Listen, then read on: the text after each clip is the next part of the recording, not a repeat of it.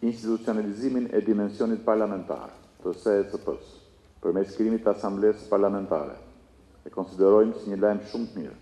dhe si një dëshmi të qartë të përqasjes së re në rajonin tonë, e cila duhet mbështetur maksimalisht. Prioritetet tona do të fokusohen në 3 shtylla kryesore: në forcimin e rolit rajonal, në përmirësimin e funksionimit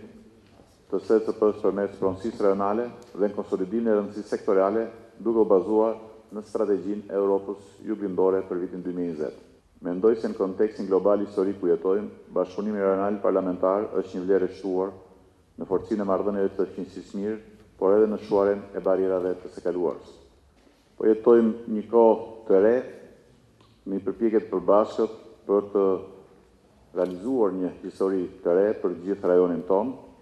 jo një histori për histori dhe për kufi, por një histori